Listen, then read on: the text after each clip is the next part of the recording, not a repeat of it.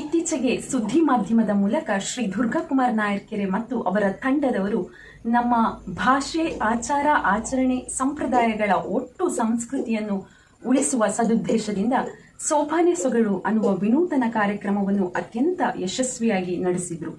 ಆ ಕಾರ್ಯಕ್ರಮದಲ್ಲಿ ನಾನು ಸಹ ಭಾಗವಹಿಸಿದ್ದೆ. ಈ ಕಾರ್ಯಕ್ರಮದಲ್ಲಿ ಭಾಗವಹಿಸಿದ ಎಲ್ಲ ಸೋಪಾನೆ ಹಾಡುಗಾರರನ್ನು ಅಭಿನಂದಿಸುವ ಕಾರ್ಯಕ್ರಮವು ಶ್ರೀಮತಿ ಪುಷ್ಪಾವತಿ ರಾಧಾಕೃಷ್ಣ ಮಾಣಿಬೆಟ್ಟು ಅವರ ಮುಂದಾಳತ್ವದಲ್ಲಿ ಸುಳ್ಯ ತಾಲೂಕು ಗೌಡ ಯುವ ಸೇವಾ ಸಂಘ ಮತ್ತು ಗೌಡ ಮಹಿಳಾ ಘಟಕದ ವತಿಯಿಂದ ಸುಳ್ಯದ ಒಕ್ಕಲಿಗ ಗೌಡ ಸಮುದಾಯ ಭವನದಲ್ಲಿ ನಡೆದಿತ್ತು. ಅಲ್ಲಿ ಎಲ್ಲ ಶೋಭಾನೆ ಹಾಡುಗಾರರಿಗೆ ಅಖಂಡ ಸೌಭಾಗ್ಯವನ್ನು ನೀಡುವ ಕಾಮಾಕ್ಷಿ ದೀಪವನ್ನು ಉಡುಗೊರೆಯಾಗಿ ನೀಡಿದ್ರು. ಈ ಕಾಮಾಕ್ಷಿ ದೀಪದ ಬಗ್ಗೆ ಸ್ವಲ್ಪ ಮಾಹಿತಿ ನನಗೂ ಇದ್ದ ಕಾರಣ ಮತ್ತು ಕಾಮಾಕ್ಷಿ ದೀಪವನ್ನು ನಾವೇ ಖರೀದಿಸಿ ತಂದು ಮನೆಯಲ್ಲಿ ದೀಪಾರಾಧನೆ ಮಾಡಿ ದೀಪ ಹಚ್ಚುವುದಕ್ಕಿಂತಲೂ ಉಡುಗೊರೆಯಾಗಿ ಬಂದ ಕಾಮಾಕ್ಷಿ ದೀಪವನ್ನು ಆರಾಧನೆ ಮಾಡಿ ದೀಪ ಹಚ್ಚುವುದು ಅತ್ಯಂತ ಶ್ರೇಷ್ಠ ಅಂತ ನಾನು ಎಲ್ಲೋ ಓದಿದ್ದೆ. ಹಾಗಾಗಿ ಆ ದಿವಸ ನನಗೆ ಕಾಮಾಕ್ಷಿ ದೀಪ ನನ್ನ ಕೈ ಸೇರಿದ್ದು ನನಗೆ ಅತ್ಯಂತ ಸಂತೋಷ ಆಯಿತು. ಮತ್ತು ಇವತ್ತು ನನಗೆ ತಿಳಿದಿರುವ ಆ ಸ್ವಲ್ಪ ಮಾಹಿತಿಯನ್ನು ನಿಮ್ಮೊಂದಿಗೂ ಹಂಚಿಕೊಳ್ತಾ ಇದ್ದೇನೆ. ದೀಪ ಅಂದ್ರೆ ಸಮೃದ್ಧಿ, ದೀಪ ಅಂದ್ರೆ ಸಂಪತ್ತು, ದೀಪ ಅಂದ್ರೆ ಬೆಳಕು, ದೀಪ ಅಂದ್ರೆ ಪ್ರಖರತೆ. ಹೀಗೆ ದೀಪ ನಮ್ಮ ಜೀವನದ ಒಂದು ಸಕಾರಾತ್ಮಕ ಬೆಳವಣಿಗೆ. ಇಂತಹ ದೀಪವನ್ನು ದಿನವೂ ಬೆಳಗಿಸುವುದರಿಂದ ನಮ್ಮ ಮನಸ್ಸಿಗೆ ಸುಖ, ಶಾಂತಿ, ನೆಮ್ಮದಿ ದೊರೆಯುತ್ತದೆ. ದೇವರ ಧ್ಯಾನ, ಪ್ರಾರ್ಥನೆಗೆ ಬಹಳ ಶಕ್ತಿ ಇದೆ. ಪ್ರಾರ್ಥನೆಯಿಂದ ನಮ್ಮ ಇಷ್ಟಾರ್ಥ ಸಿದ್ಧಿಗಳಾಗ್ತದೆ. ಹಾಗೆ ಮನಸ್ಸಿಗೆ ಶಾಂತಿ, ಸೌಭಾಗ್ಯವೂ ದೊರೆಯುತ್ತದೆ. ಮನೆಯಲ್ಲಿ ದೀಪ ಹಚ್ಚೋದ್ರಿಂದ ಧನಾತ್ಮಕ ಚಿಂತನೆಗಳು ಹೆಚ್ಚಾಗ್ತವೆ.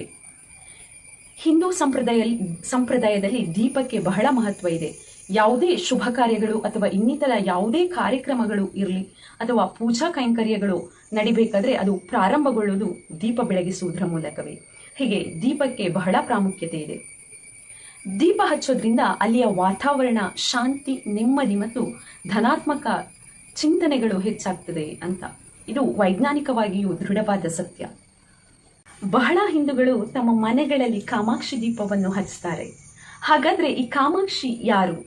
ಕಾಮಾಕ್ಷಿ ದೀಪವನ್ನು ಯಾಕೆ ಹಚ್ಚಬೇಕು? ಕಾಮಾಕ್ಷಿ ದೀಪವನ್ನು ಯಾವ ದಿಕ್ಕಲ್ಲಿ ಹಚ್ಚೋದು ಸೂಕ್ತ ಎಂಬುದರ ಬಗ್ಗೆ ಸ್ವಲ್ಪ ಮಾಹಿತಿ. ಕಾಮಾಕ್ಷಿ ದೀಪವನ್ನು ನಮ್ಮ ಮನೆಯಲ್ಲಿಟ್ಟು ಪೂಜಿಸಿ ದೀಪ ಹಚ್ಚೋದ್ರಿಂದ ಅಖಂಡ ಸೌಭಾಗ್ಯ ನಮ್ಮದಾಗ್ತದೆ, ಸಕಲ ದೇವತೆಗಳ ಅನುಗ್ರಹ ದೊರೆಯುತ್ತದೆ ಅಂತ ಹೇಳ್ತಾರೆ. ಅಷ್ಟಾದಶ ಶಕ್ತಿಪೀಠಗಳಲ್ಲಿ ಕಂಚಿ ಕ್ಷೇತ್ರವು ಒಂದು.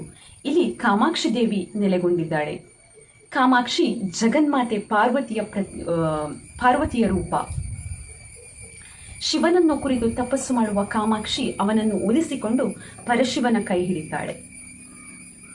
ಕಾ ಅಂದ್ರೆ ಬ್ರಹ್ಮಶಕ್ತಿ, ಅಂದ್ರೆ ಬ್ರಹ್ಮನ ಅರಸಿ ಸರಸ್ವತಿ.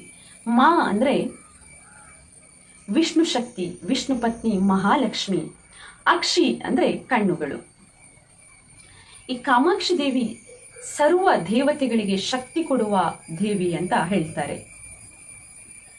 ಆದ್ದರಿಂದ ಇದರ ಎಲ್ಲ ದೇವಾಲಯಗಳಿಗಿಂತ ಕಾಮಾಕ್ಷಿ ದೇವಾಲಯದ ಬಾಗಿಲನ್ನು ಬೆಳಗಿನ ಜಾವ ಬ್ರಾಹ್ಮಿ ಮುಹೂರ್ತದಲ್ಲಿ ತೆರೆದು ಸಂಜೆ ಎಲ್ಲ ದೇವಾಲಯಗಳ ಬಾಗಿಲು ಮುಚ್ಚಿದ ಮೇಲೆಯಷ್ಟೇ ಕಾಮಾಕ್ಷಿ ದೇವಾಲಯದ ಬಾಗಿಲನ್ನು ಮುಚ್ಚುತ್ತಾರಂತೆ. ದೀಪವು ದೇವರ ಸ್ವರೂಪ. ಆದ್ರಿಂದ ಕಾಮಾಕ್ಷಿ ದೀಪ ಸೇರಿದಂತೆ ಯಾವುದೇ ದೀಪವಾಗಲಿ ಅದನ್ನು ಶುಚಿಗೊಳಿಸಿ ಅರಿಶಿನ ಕುಂಕುಮ ಇಟ್ಟು ಹೂವಿನಿಂದ ಅಲಂಕರಿಸಿ ನೆಲಕ್ಕೆ ತಾಗದಂತೆ ಒಂದು ಸಣ್ಣ ತಟ್ಟೆಯೊಳಗಡೆ ಇಡಬೇಕು. ಈ ಕಾಮಾಕ್ಷಿ ದೀಪವನ್ನು ಎಳ್ಳೆಣ್ಣೆ ಅಥವಾ ಹಸುವಿನ ತಾಜಾ ತುಪ್ಪದಿಂದ ದೀಪಾರಾಧನೆ ಮಾಡಿದ್ರೆ ಒಳ್ಳೆಯದು. ದೀಪದಲ್ಲಿ ಯಾವತ್ತೂ 2 ಬತ್ತಿಗಳಿರಬೇಕು. ದೀಪ ಉತ್ತರ ಅಥವಾ ಪೂರ್ವ ದಿಕ್ಕಿಗೆ ಇರುವಂತೆ ಹಚ್ಚಬೇಕು. ಯಾವುದೇ ಕಾರಣಕ್ಕೂ ದಕ್ಷಿಣ ದಿಕ್ಕಿಗೆ ಹಚ್ಚಬಾರದು. ಶುಕ್ರವಾರ, ಮಂಗಳವಾರ, ಹುಣ್ಣಿಮೆ ಸೇರಿದಂತೆ ಯಾವುದೇ ವಿಶೇಷ ದಿನಗಳಲ್ಲಿ ಕಾಮಾಕ್ಷಿ ದೀಪವನ್ನು ಹಚ್ಚಬಹುದು. ಪ್ರತಿದಿನ ಕಾಮಾಕ್ಷಿ ದೀಪವನ್ನು ಹಚ್ಚುವುದು ಸಹ ಅತ್ಯಂತ ಶ್ರೇಷ್ಠ. ಇನ್ನು ಈ ದೀಪವನ್ನು ಮಂಗಳವಾರ ಮತ್ತು ಶುಕ್ರವಾರ ಯಾವುದೇ ಕಾರಣಕ್ಕೂ ಶುಚಿಗೊಳಿಸಬಾರದು, ತೊಳಿಬಾರದು ಅಂತ ಹೇಳ್ತಾರೆ. ಕಾಮಾಕ್ಷಿ ದೀಪದ ಬತ್ತಿ ಹೇಗೆ ನಿಧಾನವಾಗಿ ಸುಟ್ಟು ಹೋಗ್ತದೆಯೋ ಅದೇ ರೀತಿ ನಮ್ಮ ಮನೆಯಲ್ಲಿರುವ ನಕಾರಾತ್ಮಕ ಶಕ್ತಿಗಳು ಸಹ ನಿಧಾನವಾಗಿ ತೊಲಗ್ತವೆ ಅಂತ ಹೇಳ್ತಾರೆ. ಇನ್ನು ದೇವರ ದೀಪವನ್ನು ಹಚ್ಚುವಾಗ ಯಾವತ್ತೂ ಕುಳಿತುಕೊಂಡೇ ಹಚ್ಚಬೇಕು. ಶುದ್ಧವಾದ ತುಪ್ಪದಿಂದ ದೀಪವನ್ನು ಹಚ್ಚೋದ್ರಿಂದ ಅಭಿಷ್ಟ ಸಿದ್ಧಿಗಳು ಲಭಿಸ್ತವೆ ಅಂತ ಹೇಳ್ತಾರೆ. ಇನ್ನು ಪ್ರತಿದಿನ ಬೆಳಗಿನ ಜಾವ ಮತ್ತು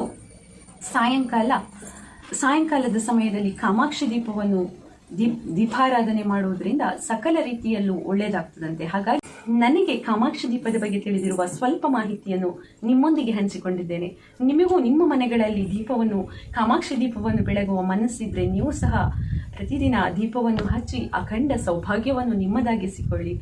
ನಿಮಗೂ ನಿಮ್ಮ ಮನೆ ಮಂದಿಗೆಲ್ಲ ತಾಯಿ ಕಾಮಾಕ್ಷಿ ಸುಖ, ಶಾಂತಿ, ನೆಮ್ಮದಿಯನ್ನು ಕರುಣಿಸಲಿ. ನಮ್ಮೆಲ್ಲರ ಮನೆಗಳಲ್ಲಿ ಲಕ್ಷ್ಮಿ ತಾಂಡವಾಡ್ತಾ ಇರಲಿ ಅನ್ನೋದು ನನ್ನ ಆಶಯ.